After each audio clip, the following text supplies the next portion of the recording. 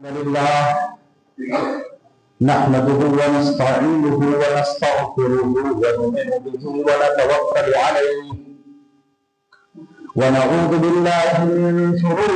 انفسنا ومن سيئات اعمالنا من يهده الله فلا مضل له ومن يضلل فلا هادي له واشهد ان لا اله الا الله واشهد ان محمدا عبده ورسوله اما بعد فان اصدق الحديث كتاب الله وخير الهدي هدي محمد صلى الله عليه وسلم وشر الامور محدثاتها وكل محدثه بدعه وكل بدعه ضلاله وكل ضلاله في النار. اعوذ بالله السميع العليم من الشيطان الرجيم. بسم الله الرحمن الرحيم. قل ان كنتم في ريب مما نزلنا على عبدنا فاتوا بسورة من مثله وادعوا شهداءكم من دون الله ان كنتم صادقين فإن لم تفعلوا ولن تفعلوا فاتقوا النار التي وقودها الناس والحجارة أعدت للكافرين. تمام تعریفیں اللہ رب العزت کے لیے ہیں جو ہمارا خالق و مالک ہے، آسمان اور زمین کا پیدا کرنے والا اور کل کائنات کا تنہا پالنہار ہے، جو وحدہ لا شریک لہ ہے، جو مستوی عرش ہے، اپنے احکامات کو نازل فرماتا ہے. وہی عزتیں دینے والا، وہی ذلتوں کے فیصلے کرنے والا، وہی بلندیوں اور عظمتوں کے فیصلے کرنے والا اور وہی پستیوں کو عطا کرنے والا ہے. اللہ کی ذات سب سے بالا تر ہے، وہ الاحد ہے، وہ صمد ہے، وہ العزیز ہے، المتعال ہے، الحکیم ہے، الخبیر ہے، السمیع ہے، البصیر. اللہ کے بہت پیارے پیارے نام ہیں. اللہ نے فرمایا کہ انہیں ناموں سے مجھے پکارا کرو. اللہ رب العزت کی حمد و ثنا کے بعد درود و سلام ہو آخری پیغمبر خاتم النبیین سید الاولین والآخرین حضرت محمد مصطفیٰ صلی اللہ علیہ وسلم. اللہ رب العزت نے جنہیں آخری نبی بنا کر اس دنیا کی ہدایت کے لیے بھیجا اور آپ کی بات پر دین اسلام کو مکمل فرما دیا. اللہ نے فرمایا اليوم اکملت لکم دینکم واتممت علیکم نعمتی ورضیت لکم الاسلام دینا. آج کے دن میں نے تمہارا دین مکمل کر دیا اور اپنی نعمت تم پر تمام کر دی اور میں تم سب کے لیے دین اسلام سے راضی ہو گیا.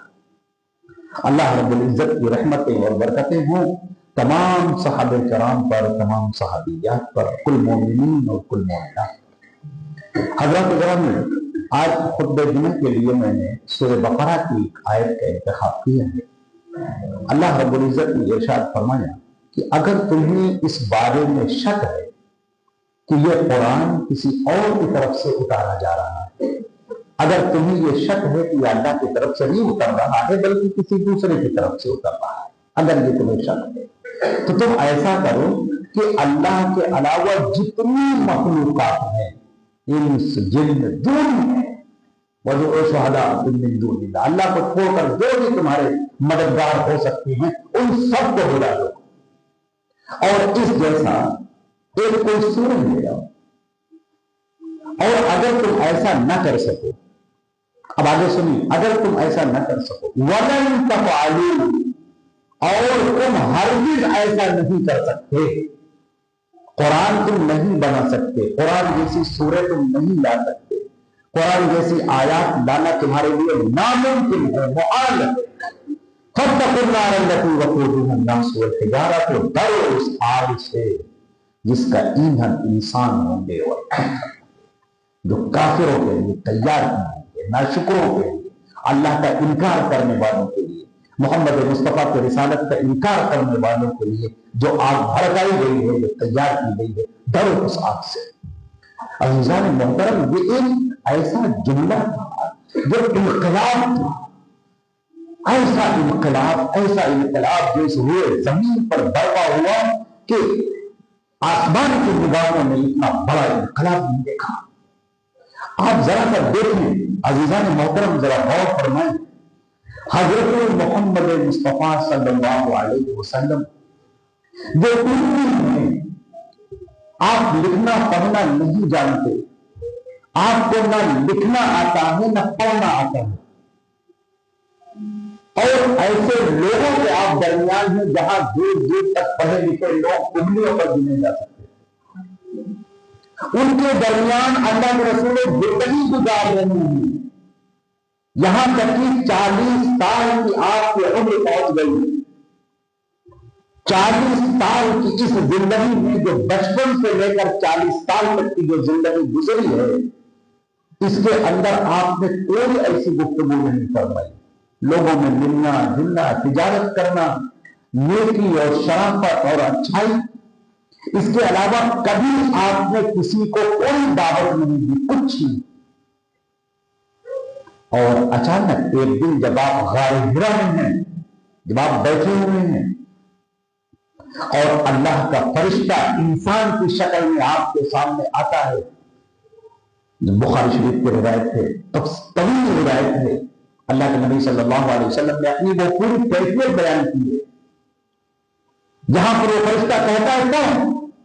اللہ کے نبی صلی اللہ علیہ وسلم نے سمجھا کہ یہ کوئی گھر سے گزرنے والا کوئی چرواہا ہوگا، کوئی ہوگا، اس کو کچھ سمجھنے بوجھنے کی ضرورت ہے تو میرے پاس آ گیا۔ آپ نے کہا کہ بھائی میں پڑھا لکھا نہیں، مجھے پڑھنا لکھنا نہیں آتا، تم ایسا کرو کسی پڑھے لکھے آدمی کو پوچھو، کسی اور طرف چلے جاؤ۔ وہ آگے بڑھتا ہے اور آپ کو اپنے گلے سے لگا دیتا ہے، سینے سے لگا دیتا ہے، اور پھر چھوڑتا ہے، کہتا پڑھو۔ آپ پھر کہتے ہیں کہ بھائی میں پڑھا لکھا نہیں، بانا بھی پڑھا، میں نہیں پڑھا لکھا، وہ پھر آپ کو اپنے سینے سے لگاتا ہے، پھر چھوڑتا ہے اور کہتا ہے پڑھو۔ اللہ کے نبی صلی اللہ علیہ وسلم کہتے ہیں کہ مجھے نہیں آتا لکھنا پڑھنا، میں پڑھا لکھا نہیں، میں نے پہلے بتایا میں نہیں پڑھا لکھا ہوں، میں نہیں پڑھ سکتا۔ فرشتہ تیسری مرتبہ آپ کو اپنے سینے سے لگاتا ہے اور چھوڑتا ہے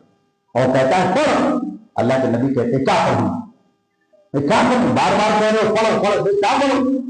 تب وہ فرشتہ کہتا ہے اقرأ باسم ربک الذی خلق، خلق الانسان من علق، اقرأ وربک الاکرم الذی علم بالقلم، علم الانسان ما لم یعلم۔ یہ 5 آیتیں وہ پڑھ کر سناتا ہے فرشتہ، اور وہ کلام جو نکلتا ہے اللہ کے نبی صلی اللہ علیہ وسلم کے دل پر بالکل نقش ہو جاتا ہے۔ فرشتہ تو غائب ہو گیا، اللہ کے نبی صلی اللہ علیہ وسلم کانپنے لگے، تھرتھرانے لگے۔ یہ پہلی بار اللہ کا کلام، میرے عزیزوں، میرے دوستوں، میرے بھائیوں، اللہ کا کلام کتنا بزرگ برتر، کتنا بالا، کتنا بلند کلام، اللہ کے رسول کے علاوہ کون اس کا تحمل کر سکتا تھا، کون اسے برداشت کر سکتا تھا؟ اللہ کا کلام۔ اللہ تبارک تعالیٰ نے فرمایا کہ اگر ہم آسمان اور زمین پر، ان پہاڑوں کے اوپر، لو انزلنا هذا القرآن على جبل لرأيته خاشعا متصدعا من خشية الله، اگر اس قرآن پاک کو ہم کسی پہاڑ پر نازل کرتے تو تم دیکھتے کہ وہ بے داغ ہو جاتا۔ یا اللہ کا کلام، اس کی نورانیت، اس کی برکت، اس کی عظمت، اس کی قوت، یہ مخلوقات اسے برداشت نہیں کر سکتی۔ اللہ رب العزت کی یہ خاص عطا ہے اور دین ہے، جو اس کا انعام ہے، جو اس کا اکرام ہے، کہ اس نے انسانوں کے سینوں کو اس قدر مضبوط بنایا ہے کہ وہ اللہ کے کلام کو برداشت کر سکے اور تحمل کر سکے۔ جو آج کلام پاک ہم پڑھ لیتے ہیں، جو اپنے سینے میں محفوظ کر لیتے ہیں، 1 آیت 2 آیت 3 آیت، 1 سورہ 2 سورہ جو ہم پڑھ لیتے ہیں اور اپنے سینوں کے اندر محفوظ کر لیتے ہیں، یہ اللہ کا انعام ہے تمام نوع انسانیت پر، یہ اس کا اکرام ہے، ورنہ اس کے کلام کی کوئی تعبیر نہیں کر سکتا۔ اب ہمارے نبی صلی اللہ علیہ وسلم جب اترتے ہیں اور وہ کلمات آپ کو زبان پر جاری ہیں اور آپ گھبرائے ہوئے ہیں اور گھر کے اندر آتے ہیں اور اپنی بیوی سے کہتے ہیں کہ زمبلوں لاؤ مجھے چادر اڑاؤ، مجھے چادر اڑاؤ، بخار سے پورا بدن آپ کا تب رہا ہے اور پورے پسینے میں آپ بھیگے ہوئے ہیں، وہ فوراً جس طرح کی کیفیت پیش نہیں آئی تھی۔ حضرت خدیجہ ہماری ماں وہ بھی پریشان ہو جاتی ہیں کہ اللہ کے نبی کے ساتھ میں کیا ہو گیا ہے۔ آپ چپ چاپ لیٹ جاتے ہیں، پھر لیٹے رہتے ہیں، پھر آخر کار دھیرے دھیرے آپ کی طبیعت بحال ہوتی ہے حضرت خدیجہ رضی اللہ تعالیٰ عنہ پاس میں بیٹھتی ہیں، پوچھتی ہیں کہ اللہ کے کیا ہوا، ہمیں بتائیں کیا ہوا۔ تب انہوں نے کہا کہ ایسا ایسا، یہ پورا واقعہ پیش آیا۔ تو انہوں نے کہا کلا واللہ لا یخزیک اللہ ابدا، ہرگز نہیں، اللہ آپ کو رسوا کبھی نہ کرے گا۔ آپ کو لوگوں کا بوجھ اٹھاتے ہیں، لوگوں کے کام آتے ہیں، ہر ایک کی مدد کے لیے تیار رہتے ہیں، سچ بولتے ہیں۔ آپ کون ایسا ہوگا، کوئی جن، کوئی بھوت، کوئی آسیر، کوئی آپ کو نقصان نہیں پہنچا سکتا، کچھ نہیں ہو سکتا، اللہ آپ کی حفاظت کرنے والا ہے۔ اس کے بعد وہ ورقہ ابن نوفل کے پاس لے کر جاتی ہیں، تو اس زمانے میں بیچارے عیسائی تھے اور وہی اس علاقے میں پڑھے لکھے شخص تھے، تورات اور انجیل سب انہوں نے پڑھ رکھی تھی، وہ دین حق کی تلاش میں تھے، لیکن انہیں کوئی دین مل نہیں پا رہا تھا، سچائی ان کو مل نہیں پا رہی تھی۔ چنانچہ انہوں نے عیسائیت اختیار کرنی تھی، اس وقت وہی عیسائیت تھی۔ اللہ کے نبی صلی اللہ علیہ وسلم جب پہنچے، وہ اس قدر بوڑھے ہوئے کہ بستر پر لیٹے رہتے تھے اور اٹھ نہیں پاتے تھے، ان کی یہ پلکیں تک سفید ہو گئی تھی، اس قدر بوڑھے ہو گئے تھے۔ حضرت خدیجہ پہنچی اور ان کے کان کے پاس جا کر بولی کہ چچا جان، یہ دیکھیے آپ کے بھتیجے محمد، دیکھیے کیا کہہ رہے ہیں۔ ورقہ ابن نوفل نے کہا کہ میرے پاس بٹھاؤ اور بولے ان کو۔ چنانچہ اللہ کے نبی صلی اللہ علیہ وسلم ان کے پاس بیٹھ کر ان کے کان کے پاس اپنی بات بتانے لگے، اور شروع میں جو بات بتائی کہ میں غار حرا میں بیٹھا تھا، پھر ایسا ہوا، پھر یوں ہوا، اور اس کے بعد جب آپ یہاں تک پہنچے کہ اچانک ایک انسان آیا میرے پاس میں، پتہ نہیں کون تھا، میں اسے جانتا نہیں تھا، میں اسے پہچانتا نہیں، اس نے فوراً کہا پڑھ، اور جب میں نے کہا کہ میں پڑھا لکھا نہیں ہوں تو اس نے مجھے سینے سے دبا لیا، بالکل دبوچ لیا، اور پھر مجھے چھوڑا اور کہا پھر پڑھ۔ جب یہ پوری کیفیت اٹھائی تو وہ بوڑھے شخص پیرے کرتوت وہ کہنے لگے مجھے اٹھاؤ، مجھے بٹھاؤ، مجھے بٹھاؤ، مجھے بٹھاؤ۔ لوگوں نے انہیں بٹھایا، ان کے پیچھے تکیہ رکھا گیا، وہ بیٹھے، محمد صلی اللہ علیہ وسلم کو انہوں نے ہاتھ پکڑا اور کہنے لگے کہ ذالک الناموس الاکبر الذی کان یاتی موسیٰ، ارے سنو، یہ وہی ہے، یہ وہی ناموس اکبر ہے، وہ بڑا فرشتہ جو موسیٰ کے پاس آیا کرتا تھا، جو عیسیٰ کے پاس آیا کرتا تھا، وہی تمہارے پاس آیا ہے۔ سنو، تم نبی ہوگے، اور کاش کہ میں اس وقت تک زندہ رہتا، میں نوجوان ہوتا، میں طاقتور ہوتا، جب تمہاری قوم تم کو نکال دے گی، میں مدد کرتا تمہاری آگے بڑھ کر۔ نبی کریم صلی اللہ علیہ وسلم کے جو الفاظ ہیں، جو شاذ الفاظ ہیں، جو بخاری شریف کے اندر نقل ہیں، آپ نے فرمایا اَوَأُخْرِجِیَہُ، کیا میری قوم مجھے نکال دے گی؟ اتنا مجھے محبت کرتی ہے، اتنی عزت کرتی ہے، اتنا احترام کرتی ہے، خانہ کعبہ کی تعمیر کے سلسلے میں حجر اسود کو رکھنے میں جب جھگڑا ہوا، پورے مکے کے لوگوں نے کہا کہ ہم محمد نبی محمد صلی اللہ علیہ وسلم ان کے اوپر وہ جو فیصلہ کر دیں گے ہم مانیں گے۔ حاضر امین قد رضینا، یہ پورے مکے کے الفاظ تھے، سارے لوگوں کے الفاظ تھے کہ محمد امین ہے، ہم یہ جو فیصلہ کریں گے ہم مانیں گے۔ یہ نبوت کے پہلے کی بات ہے، جب آپ کی عمر 25 سال کی تھی، اس وقت کی بات ہے جب آپ کو لوگ صادق اور امین کہا کرتے تھے۔ ورقہ بن نوفل نے کہا کاش کہ میں جوان ہوتا، میں نوجوان ہوتا، میں تمہاری حفاظت کے لیے آگے آتا، میں آگے رہتا جب تمہاری قوم تم کو نکال دے گی۔ محمد صلی اللہ علیہ وسلم نے فرمایا کیا میری قوم مجھے نکال دے گی؟ کہا ہاں، اب اللہ تمہارے اوپر جو پیغام نازل کرے گا، جو اللہ تمہارے اوپر اتارے گا، جب بھی کوئی نبی وہ پیغام لے کر آیا ہے تو پوری قوم اس کے دشمن ہو گئی ہے۔ اللہ کے نبی صلی اللہ علیہ وسلم اپنے گھر واپس آئے وہاں سے، اور آپ سوچنے میں یہ الفاظ اقرأ باسم ربک الذی خلق وہ بار بار زبان پر جاری۔ اللہ کے نبی صلی اللہ علیہ وسلم خود فرماتے ہیں کہ وہ سنیے، وہ جو کلام ہے اس کی لذت، اس کا مزہ اتنا زیادہ تھا کہ میرا جی چاہتا تھا کہ وہ فرشتہ پھر آئے اور پھر ایسا ہی کلام مجھے اور سنائے۔ میرا دل بالکل مشتاق تھا،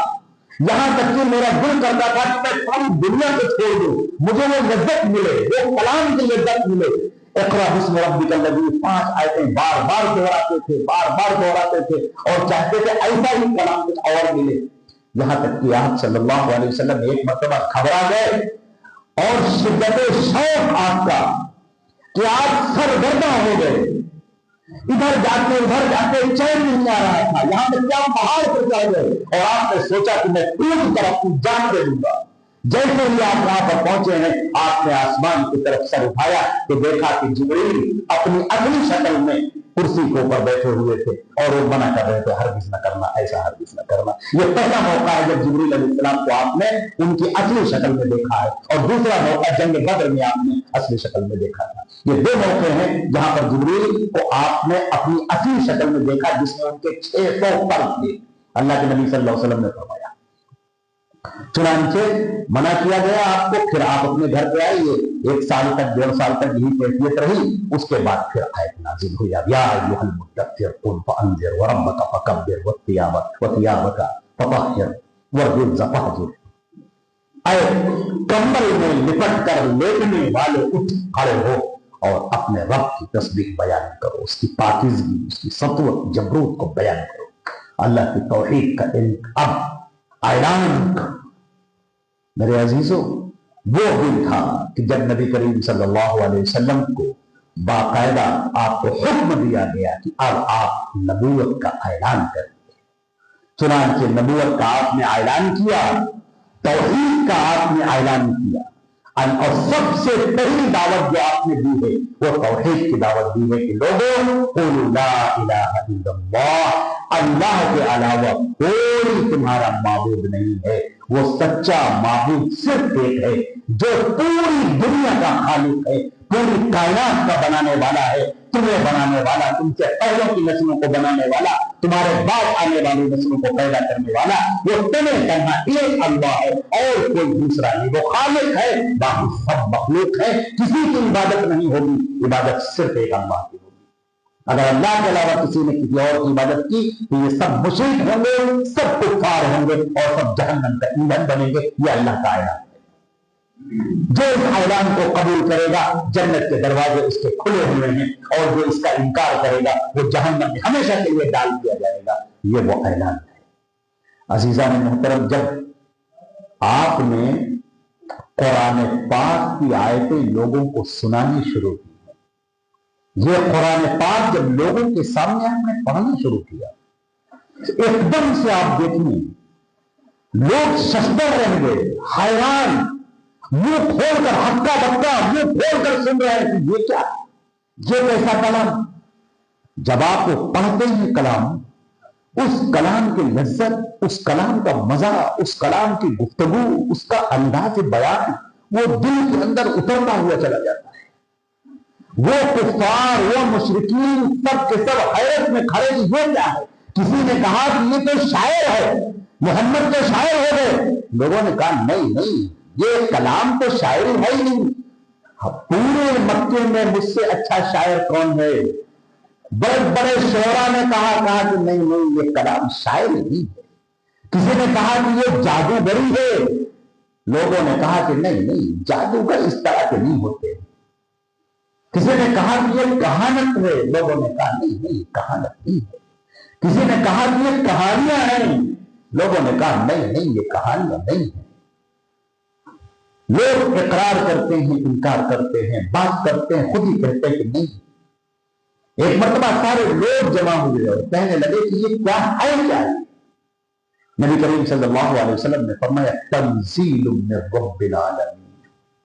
یہ اللہ رب العزت کا اتارا ہوا کلام ہے، اللہ کا اتارا ہوا کلام ہے، یہ کسی انسان کا کلام نہیں ہے۔ اور پھر جب اللہ نے یہ اعلان کر دیا کہ اس جیسا کوئی قرآن لے آؤ بنا کر، قل لئن اجتمعت الانس والجن على ان يأتوا بمثل هذا القرآن لا يأتون بمثله ولو كان بعضهم لبعض ظهيرا، اگر سارے انسان اور جنات مل کر اس قرآن جیسا لانا چاہیں تو لا نہیں سکتے، چاہے ایک دوسرے کے مددگار ہی کیوں نہ ہو جائے۔ جتنا بڑا اعلان کر دیا گیا پورے عرب کے سامنے، تم تو زبان دا ہو، بہترین زبان کے بولنے والے ہو، فصاحت و بلاغت میں تم طاق ہو، اور فصاحت و بلاغت میں جملوں کی ترکیب میں اور نظم میں تمہارا کوئی جواب نہیں، تو لاؤ اس جیسا قرآن بنا کر لے کر آؤ۔ پھر کہا کہ تم 10 سورتیں ہی لے آؤ۔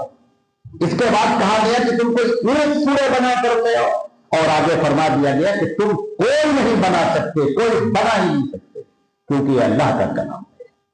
لوگ حیرت زدہ رہ جاتے تھے، لوگ سنتے تھے اور کہتے تھے کہ واقعی یہ کلام ایک عجیب کلام ہے، یہ اللہ کا کلام ہے۔ میرے عزیزو، یہ اللہ کا قرآن، یہ اللہ کا کلام۔ آپ سوچیں تو جو باتیں ہر لحاظ سے کلام پاک ایک معجزہ ہے، ہر لحاظ سے، اپنے جمع کرنے کے لحاظ سے، اپنے ادا کے لحاظ سے، اس قرآن کے اندر آپ جتنا غور کرتے جائیں گے اتنی ہی موتیاں آپ کو ملتی جائیں گی، اتنی ہی غور و فکر کی چیزیں آپ کے سامنے کھلتی چلی جائیں گی۔ اور حضرت عمر بن الخطاب رضی اللہ تعالیٰ عنہ کا وہ جملہ اللہ اکبر جو پیارے رسول صلی اللہ علیہ وسلم کا جملہ ہے، اور حضرت عمر نے اس سارے صحابہ کے سامنے بیان کیا کہ اللہ کے نبی نے فرمایا ان اللہ یرفع بہذا الکتاب اقواما ویضع بآخرین۔ اس کتاب کے ذریعے اللہ لوگوں کو معزز بنا دیتا ہے اور اسی کتاب کے ذریعے لوگوں کو ذلیل کر دیتا ہے۔ وہ زمانے میں معزز تھے مسلمان ہو کر، اور ہم خار ہوئے تاریخ قرآن ہو کر۔ آج لوگ اللہ کی کتاب سے کس قدر دور ہیں۔ اللہ کے نبی صلی اللہ علیہ وسلم جب قرآن پاک پڑھتے ہیں، ایک صحابی آپ کے ساتھ میں کھڑے ہو گئے نماز پڑھنے کے لیے، یہ تہجد کی نماز تھی، اللہ کے رسول کھڑے ہوئے نماز پڑھنے کے لیے، وہ بھی کھڑے ہوئے نماز پڑھنے کے لیے ساتھ میں۔ کہتے ہیں کہ اللہ کے نبی صلی اللہ علیہ وسلم نے سورۃ الفاتحہ پڑھی، اس انداز میں پڑھی کہ ایک ایک لفظ کو کھینچ کر جو آخر کا لفظ ہوتا ہے، الحمدللہ رب العالمین الرحمن الرحیم مالک یوم الدین، یہ جاب دیتے ہیں دین، الرحیم ایاک نعبد و ایاک نستعین۔ صحابی فرماتے ہیں کہ آخری لفظ کو آپ کھینچ کر پڑھ رہے تھے، اس کے بعد آپ نے سورہ بقرہ شروع کی۔ سورہ بقرہ ختم ہو گئی، میں نے سوچا کہ شاید اس کے آدھے پر آپ رکوع کریں گے، نہیں کہ آپ کو رکوع نہیں کیا، آپ آگے بڑھتے چلے گئے۔ میں نے سوچا کہ شاید آپ رکوع کریں گے، سورہ بقرہ ختم ہو گئی، پھر آپ رکوع کریں گے، آپ نے دوسری سورہ شروع کر دی، پھر اس کے بعد تیسری سورہ شروع کر دی، طویل سورتیں پڑھتے جا رہے ہیں، جہاں جنت کی آیتیں آ رہے ہیں رک رہے ہیں، اللہ کی جنت طلب کر رہے ہیں، جہاں پر جہنم کی آیات آ رہی ہیں اللہ سے پناہ مانگ رہے ہیں، آپ کی آنکھوں سے آنسو بہ رہے ہیں، اشک بہ رہے ہیں۔ اور وہ جو سننے والے صحابی ہیں کہتے ہیں کہ اللہ کے نبی صلی اللہ علیہ وسلم کی جو زبان مبارک سے کلام نکل رہا تھا، میرا دل چاہتا تھا کہ پڑھتے ہی جائے، پڑھتے ہی جائے، پڑھتے ہی جائے۔ گھنٹے گزر گئے، کئی گھنٹے گزر گئے، اور اللہ کے نبی وہی پڑھتے جا رہے، پڑھتے جا رہے۔ بہت دیر کے بعد 3 سورے ختم کرنے کے بعد آپ نے رکوع کیا، اور جب آپ نے رکوع کیا ہے تو اللہ کی وہ عظمت اس میں بیان کی ہے کہ صحابی کہتے ہیں کہ میں حیرت زدہ رہ گیا، اتنا شاندار رکوع میں نے اپنی زندگی میں کبھی دیکھا ہی اتنا، اس قدر کہ آپ کی کمر کی ہر ہڈی بالکل سیدھی تھی، اس طرح سے سیدھی تھی کہ اگر کوئی پیالہ رکھ دیتا تو وہ پانی سے بھرا ہوا پیالہ تو چھلک نہیں سکتا تھا، بالکل سپاٹ، بالکل سلوتر۔ اور جس وقت اللہ کے نبی صلی اللہ علیہ وسلم نے سجدہ فرمایا ہے اللہ کی بارگاہ میں، جب آپ نے پیشانی رکھی ہے تو صحابی کہتے ہیں کہ آپ کی آنکھوں سے جو آنسو نکل رہے تھے اس سے وہ زمین تر ہو جا رہے تھے، ہچکیاں آپ کی بڑھی ہوئی تھی، اور سجود کی جو میں نے کیفیت دیکھی ہے کہ آپ کا بدن کا ہر حصہ الگ الگ تھا، الگ، آپ کے یہ ہاتھ پسلی سے ملے ہوئے نہیں تھے بلکہ الگ تھے۔ ایک صحابی اور فرماتے ہیں کہ جب میں نے اللہ کے رسول صلی اللہ علیہ وسلم کو مسجد میں دیکھا تھا جب آپ سجدہ کر رہے تھے تو آپ نے اپنے ہاتھ اس قدر پھیلائے ہوئے تھے کہ اگر اس کے درمیان سے کوئی بکری کا بچہ نکلنا چاہتا تو نکل جاتا۔ آج ہم اور آپ دیکھتے اپنا سجدہ، اللہ کے نبی صلی اللہ علیہ وسلم کا یہ قرآن پڑھنا، یہ رکوع کرنا، یہ سجدہ کرنا، اللہ کی بارگاہ میں جھکنا، یہ کیا ہے؟ یہ امت کو ہم سے جوڑنے کے لیے ہمارے سامنے اللہ کے نبی نمونہ ہے، اسوہ ہے۔ یہ قرآن پاک کا پڑھنا ہوتا ہے، یہ اللہ کے کلام کی سے دلچسپی ہوتی ہے، یہ اللہ کے کلام میں مشغولیت ہوتی ہے۔ ایک صحابی آتے ہیں، اللہ کے نبی صلی اللہ علیہ وسلم سے دریافت کرتے ہیں کہ اللہ کے رسول مجھے کچھ ایسا بتا دیجیے کہ میں ایسا کام کروں کہ اللہ مجھ سے بالکل قریب ہو جائے، اللہ مجھے اپنے سے قریب کر دے۔ آپ نے فرمایا کہ تمہاری زبان اللہ کے ذکر میں تر ہے۔ آپ نے ایک مرتبہ اور فرمایا، کہا اِنَّ لِلَّهِ خَاصَّةً، لوگوں کے درمیان کچھ لوگ ایسے ہوتے ہیں جو اللہ کے خاص ہوتے ہیں، اللہ کے بڑے قریب بہت خاص لوگ ہوتے ہیں۔ صحابہ کرام نے پوچھا اللہ کے رسول وہ کون ہوتے ہیں؟ آپ نے فرمایا ہم اہل القرآن، وہ جو قرآن پاک سے جڑنے والے، قرآن پاک سے شوق رکھنے والے، تلاوت کرنے والے، اس کے اوپر غور و فکر کرنے والے، جن کی زبان پر قرآن پاک کی آیات جاری، ایسے لوگ اللہ کے قریب ہوتے ہیں۔ اللہ کے نبی صلی اللہ علیہ وسلم فرماتے ہیں جب بندہ کھڑا ہوتا ہے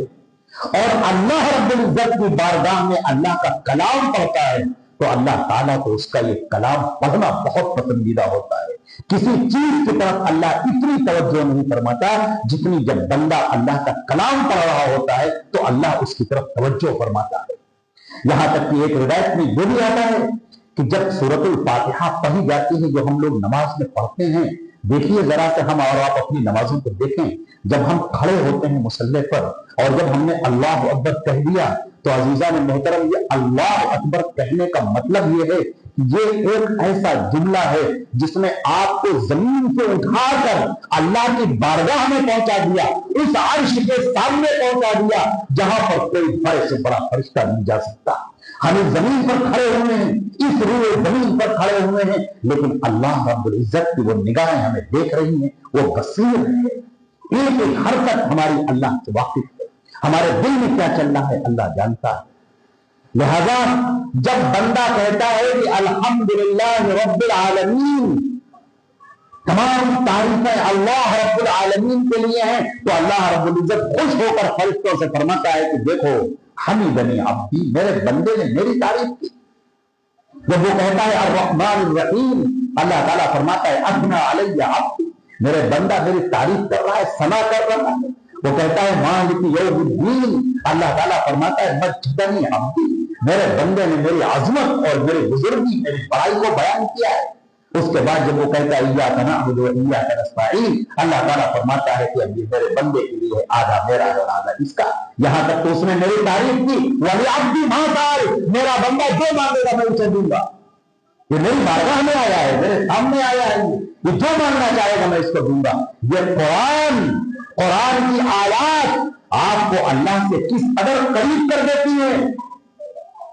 اللہ رب العزت کس قدر متوجہ ہوتا ہے اپنے بندے کی طرف، کس قدر رحمتیں اور برکتیں اترتی ہیں، کس قدر اللہ رب العزت میں وہ خیر اور وہ برکتیں، وہ سعادتیں جو مقدر ہیں وہ اترتی ہیں اس قرآن پاک کی برکت سے۔ اور آج ہم اسی قرآن پاک سے واقف ہیں۔ ہمارے نبی صلی اللہ علیہ وسلم نے فرمایا کہ قرآن پاک کا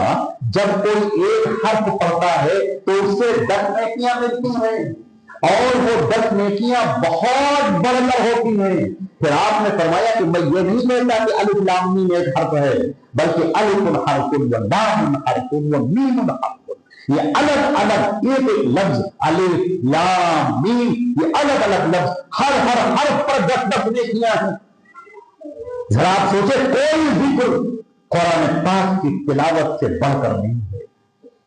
کیا صحابی ہیں جو قرآن پاک کی تلاوت کرتے ہیں اور ایسی تلاوت کرتے ہیں کہ اللہ کے نبی ان کو ٹوک دیتے ہیں، روک دیتے ہیں۔ ایک صحابی آتے ہیں کہتے ہیں کہ میں نے پوری رات میں ایک کلام پاک ختم کر لیا، اللہ کے نبی فرماتے ہیں نہیں، 3 دن سے کم میں اگر کسی نے قرآن پاک سے پڑھا تو اس نے اس کا حق ادا کیا۔ یہ نہیں آپ سرکن بھاگتے ہوئے چلے جائیں، نہیں ٹھہریے، یہ اللہ کا کلام ہے۔ وَرَتِّلِ الْقُرْآنَ تَرْتِیلًا، قرآن کو ٹھہر ٹھہر کر پڑھو، یہ جلدی جلدی بھاگنا یہ اللہ کے کلام کی عظمت کے خلاف ہے۔ آپ پڑھ جا رہے ہیں، وہ کلام پہاڑوں پر نازل کیا جاتا تو وہ بھیجا ہو جاتا،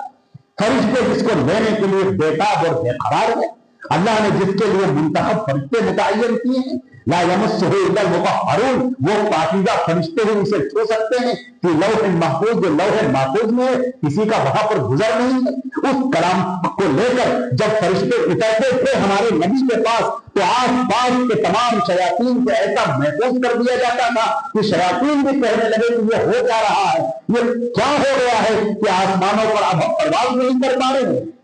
ایسا محافظانہ نظام قائم ہو گیا ہے۔ یا اللہ کے نبی صلی اللہ علیہ وسلم کی وفات تک یہ جاری رہا ہے کیونکہ آپ اللہ کے نبی تھے، اللہ کے رسول تھے۔ عزیزان محترم، آج اس کتاب سے ہم کو قریب ہونے کی ضرورت ہے، اس کتاب کو پڑھنے کی ضرورت ہے، اس کو کھول کر پڑھیے، اس کو دیکھیے۔ اور ایک جملہ کہہ کر میں اپنی بات ختم کرتا ہوں، اگر میں نے یہ جملہ نہ کہا تو یہ پوری تقریر بے ربط ہو جائے گی، بے معنی ہو جائے گی۔ سن لیجیے، اللہ نے قرآن اتارا ہے، پھر سنیے، اللہ نے قرآن اتارا ہے، اس قرآن کو سکھانے کے لیے محمد مصطفیٰ صلی اللہ علیہ وسلم کو نازل فرمایا ہے، ان کو اتارا ہے۔ اللہ کے رسول کی حدیثیں اسی قرآن پاک کی تفسیر ہیں۔ اللہ کے رسول کی جو حدیثیں ہیں، اللہ کے رسول کی جو اقوال ہیں، جو ان کی باتیں ہیں، جو ان کا قول ہے، جو ان کا عمل ہے، وہ سب قرآن پاک کی تفسیر ہے۔ خود اللہ کے نبی صلی اللہ علیہ وسلم وہ قرآن کا پیغمبر ہے،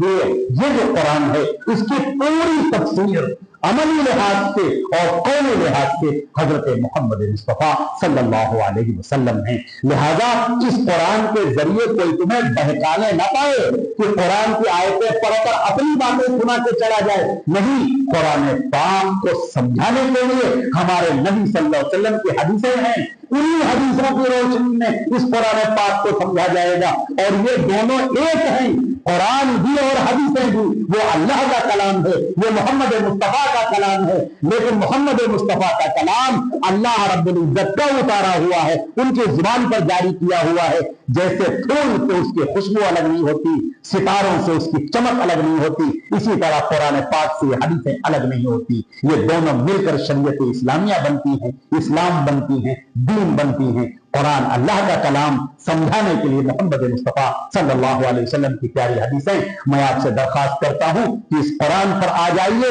نبی کی حدیثوں پر آ جائیے، اور اس طرح سے جنت کا راستہ بالکل کھلا ہوا ہے، اور جو ان کی پیروی کرے گا اللہ تعالیٰ فرماتا ہے کہ جنت کے دروازے اس کے لیے کھلے ہوئے ہیں۔ دنیا کی مشقتوں سے جب وہ ابھر کر میرے سامنے آئے گا تو اللہ فرمائے گا کہ آ جاؤ، اب تمہاری مشقتیں ختم ہو گئی، آؤ میرے نیک بندوں میں شامل ہو کر جنت کے دروازوں میں داخل ہو جاؤ۔ اللہ تعالیٰ ہم کو اور آپ کو اپنی جنتوں میں داخل فرمائے اور عذاب جہنم سے ہم سب کو بچائے، ہر طریقے کے فتنوں سے بچائے، اور خاص طور سے دجال کے فتنوں سے ہم سب کو بچائے۔ اور جو قرآن پاک کا نام لے کر، حدیثوں کا نام لے کر لوگوں کو گمراہ کر رہے ہیں، اے اللہ ان کے فتنوں سے اور ان کی گمراہیوں سے ہم سب کو بچائے۔ اللہم ربنا تقبل منا انک انت السمیع العلیم۔ اقول قولی ھذا استغفر اللہ لی ولکم ولسائر المسلمین من کل ذنب فاستغفروہ انہ هو الغفور الرحیم۔